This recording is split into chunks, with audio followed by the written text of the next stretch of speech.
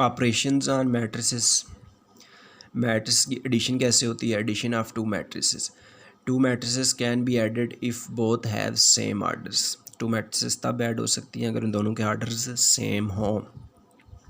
Her to matrices आपस में add नहीं हो जाती, मैट्रिक्स की एडिशन के ऊपर कंडीशन है, वो दो मैट्रिसेस ऐड होती हैं जिनके आर्डर सेम हो। और एडिशन होती कैसे है? Addition is done by adding the corresponding elements of two matrices. और एडिशन होती इस तरीके से है कि दोनों मैट्रिसेस के कोरिस्पेंडिंग एलिमेंट्स को आपस में ऐड किया जाता है, उनके सेम पोजीशंस के एलिमेंट्स को आपस में ऐड किया जाता है। सब्ट्रैक्शन ऑफ मैट्रिसेस के लिए भी वही कंडीशन है, two matrices can be subtracted if both have same orders. वो टू मैट्रिसेस सब्ट्रैक्ट हो सकती है जिनके आर्डर सेम हो। Subtraction is done by subtracting the corresponding elements of two matrices. Subtraction भी उसी तरह से टू मैट्रिसेस के कोरिस्पेंडिंग एलिमेंट्स को आपस में सब्ट्रैक्ट करने से की जाती है। Multiplication of two matrices, multiplication of two matrices, two matrices की मल्टीप्लिकेशन इंपॉर्टेंट है। Two matrices A and B are set to be conformable for the multiplication A B. अगर दो मैट्रिसेस है हमारे पास ए और बी, और हमें उनका प्रोडक्ट ए इंटू बी बनाना है, ए को हमें पहले रखना है, बी को हमें बाद में रखना है, हमें ए इंटू बी बनाना है, तो क्या ए इंटू बी फाइंड किया जा सकेगा? उसके लिए कंडीशन ये है कि number of columns in first matrix A, number of columns in matrix A should be equal to number of rows in matrix B. Matrix A और बी का प्रोडक्ट ए इंटू बी तब possible होगा, वो conformable multiplication A B की तब होगी जब first matrix ए के कॉलम्स इक्वल हो सेकंड मैट्रिक्स की, फर्स्ट मैट्रिक्स के रोज, फर्स्ट मैट्रिक्स में कॉलम्स की तादाद इक्वल, सेकंड मैट्रिक्स में कॉलम्स की तादाद, सेकंड मैट्रिक्स की रोज़ की तादाद की, तब हम ए इंटू बी प्रोडक्ट बना सकेंगे। तो ये ए और बी को लेके एक ए बी प्रोडक्ट बनाया जा सकता है, और इसी ए और इसी बी को लेके एक और प्रोडक्ट भी बनाया जा सकता है, बी इंटू ए। तो बी इंटू ए के लिए भी फिर वही कंडीशन है कि जो फर्स्ट में मैट्रिक्स आ रही है उसमें कॉलम्स की तादाद इक्वल होनी चाहिए, यहाँ पर जो सेकंड में मैट्रिक्स आ रही है उसकी रोज़ की तादाद के। अगर ये नंबर इक्वल होगा तब वो प्रोडक्ट बी इंटू ए बनाया जा सकेगा। तो याद रखने की बात, जब भी कोई प्रोडक्ट बनाना है मैट्रिसेस का, वो प्रोडक्ट तब पॉसिबल होगा जब फर्स्ट मैट्रिक्स में कॉलम्स की तादाद सेकंड मैट्रिक्स में रोज़ की तादाद के इक्वल हो। And most important thing is matrix multiplication is not commutative. Matrix में मल्टीप्लिकेशन कम्यूटेटिव नहीं होती, यानी कि अगर हमें ए और बी को मल्टीप्लाई करना है, ए और बी टू मैट्रिक्स हैं उनको मल्टीप्लाई करना है, ए इंटू बी बनाए और बी इंटू ए बनाए, ये दोनों आंसर्स इक्वल नहीं होते। नेक्स्ट एक और मल्टीप्लिकेशन होती है मैट्रिक्स में स्केलर मल्टीप्लिकेशन।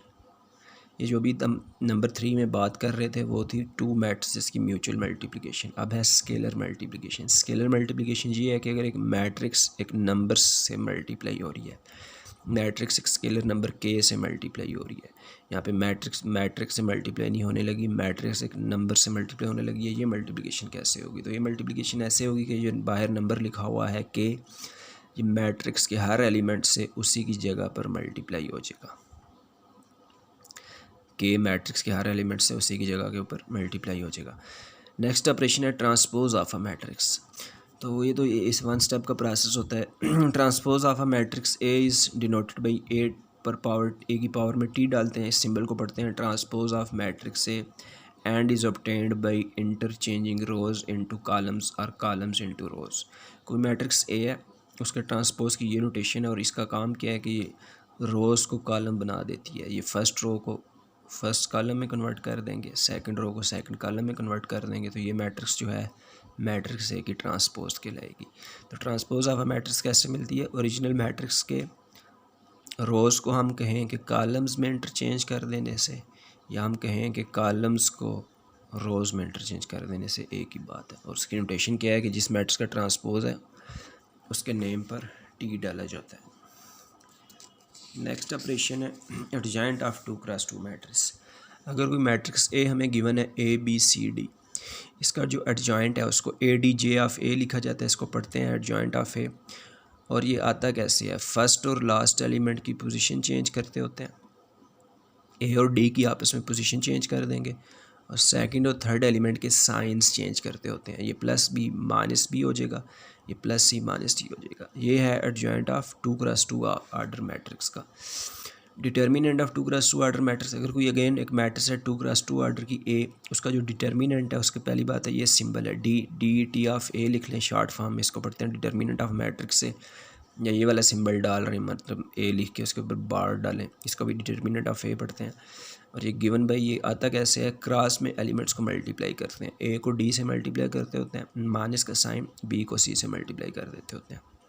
डिटर्मिनेंट कैसे मिलता है, 2x2 ऑर्डर की मैट्रिक्स का, नंबर्स को क्रॉस में मल्टीप्लाई करते हैं, ए को डी से मल्टीप्लाई कर दिया, माइनस का साइन और बी को सी से। नेक्स्ट इज सिंगुलर मैट्रिक्स, ऐसी मैट्रिक्स जिसका डिटर्मिनेंट ज़ीरो हो। A square matrix A is said to be singular matrix if determinant of A equal to zero. Again is a square matrix, जो determinant है ये सिर्फ square matrix का होता है, रेक्टेंगुलर मैट्रिक्स का डिटर्मिनेंट फाइंड नहीं किया जा सकता। सिंगुलर मैट्रिक्स पे क्या हुई, a square matrix A is said to be a singular matrix if determinant of A equal to zero. ऐसी स्क्वायर मैट्रिक्स जिसका डिटर्मिनेंट जीरो के इक्वल हो जाए वो कहलाती है singular matrix. And then non-singular matrix, a square matrix A is said to be non-singular matrix if determinant of A is not equal to zero। और जिस मैट्रिक्स का डिटर्मिनेंट जीरो के इक्वल ना हो वो नॉन सिंगुलर मैट्रिक्स कहलाती है। Equal to zero है तो singular, not equal to zero है तो non singular. Inverse of 2x2 order matrix, inverse of a non singular matrix, inverse जो है वो सिर्फ नॉन सिंगुलर मैट्रिक्स का एग्जिस्ट करता है। Inverse of a non singular matrix A is given by, इस सिंबल से उसे डिनोट किया जाता है, ए की पावर में -1 डालते हैं, इसको पढ़ते हैं इन्वर्स ऑफ मैट्रिक्स से, which is equal to, formula है इसका 1 over determinant of A into adjoint of A.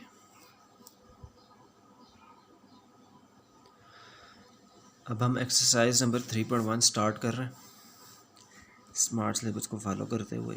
3.1 exercise का जो फर्स्ट क्वेश्चन स्मार्ट सिलेबस में इंक्लूडेड है वो क्वेश्चन नंबर 2 है। If capital A is a matrix of order 2x2, जो 2x2 ऑर्डर की एक मैट्रिक्स हमें गिवन है, इसमें आयोटा इन्वॉल्वड है, iota 0 1 minus iota. Show that a power 4 equal to I2, I capital I जो है आइडेंटिटी मैट्रिक्स को बोलते हैं, साथ में 2 उसका ऑर्डर लिखा हुआ है, 2x2 ऑर्डर की आइडेंटिटी मैट्रिक्स a पावर 4 के इक्वल प्रूफ करनी है। और गिवन है कि इसमें जो आयोटा यूज़ हो रहा है, आयोटा स्केयर इक्वल टू -1 है, आयोटा पावर 2 इक्वल टू -1 है, आयोटा कम्प्लेक्स नंबर है। तो मतलब मैट्रिक्स ए को लेके उसकी ए पावर 4 बनानी है। अब ए पावर 4 डायरेक्ट तो बनेगी नहीं, स्टेप बाई स्टेप चलेंगे। पहले ए को लेके ए स्क्वेयर बनाएंगे, ए स्क्वेयर का मतलब है ए मल्टीप्लाई बाई ए। तो मैट्रिक्स ए की वैल्यूज़ 2 टाइम्स पुट कर दी, क्या किया है, ए पावर 4 बनानी है हमें।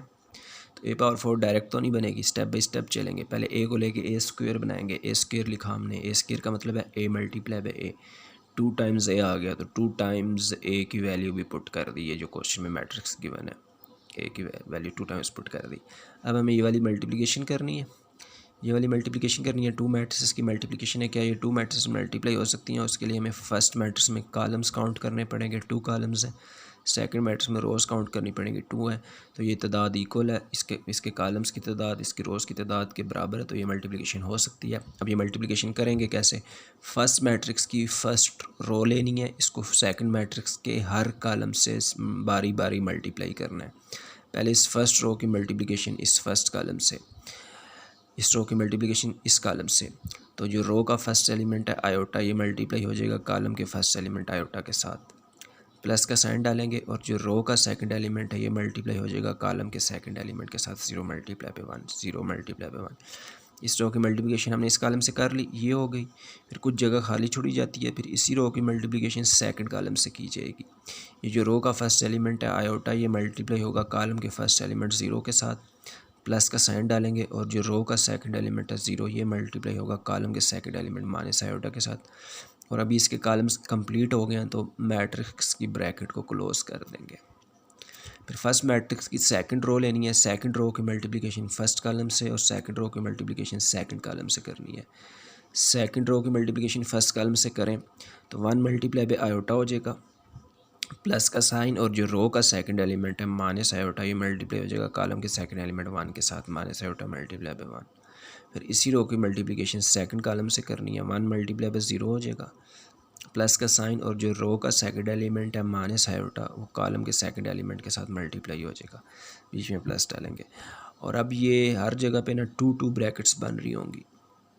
तो इन 2 ब्रैकेट्स में जो सेकंड ब्रैकेट्स हैं ये ऊपर नीचे सेम होनी चाहिए, और जो फर्स्ट ब्रैकेट्स हैं ये आमने सामने सेम होनी चाहिए। तो अगर ऐसा है तो ये स्टेप ठीक है, नहीं तो इसमें कोई मिस्टेक है, उसे ठीक करना होगा। Iota multiply by iota, iota square हो जाएगा, 0 मल्टीप्लाई बाई 1 0 हो जाएगा। स्मॉल ब्रैकेट सॉल्व करेंगे, 1 मल्टीप्लाई बाई आयोटा आयोटा हो जाएगा, और minus iota multiply by 1 minus iota हो जाएगा। This minus iota multiply by this plus 1 will be equal to minus iota. Iota multiply by 0 0, और 0 multiply by minus iota 0 हो जाएगा। 1 multiply by 0 0, और plus के बाद minus iota multiply by minus iota will be equal two plus iota square. और अब iota square हमें given है कि आयोटा स्केयर -1 है।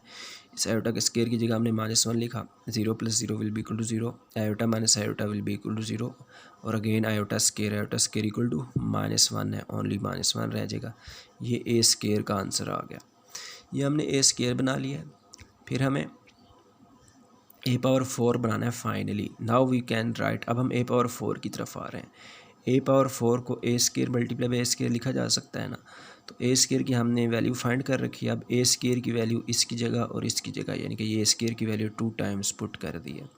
अब ये मैट्रिक्स इस मैट्रिक्स के साथ मल्टीप्लाई हो रही है, तो अब ये वाली मल्टीप्लिकेशन करनी है। अगेन क्या तरीक़ेकार है, फर्स्ट मैट्रिक्स की फ़र्स्ट रो लेनी है, इसे सेकंड मैट्रिक्स के हर कॉलम से बारी बारी मल्टीप्लाई करना है। इस फर्स्ट रो की मल्टीप्लिकेशन इस फर्स्ट कॉलम से, तो जो रो का फर्स्ट एलिमेंट है -1, ये कॉलम के फर्स्ट एलिमेंट -1 के साथ मल्टीप्लाई होगा, प्लस का साइन डालेंगे, और जो रो का सेकंड एलिमेंट है 0, ये कॉलम के सेकंड एलिमेंट के साथ मल्टीप्लाई होगा, 0 मल्टीप्लाई बाई 0।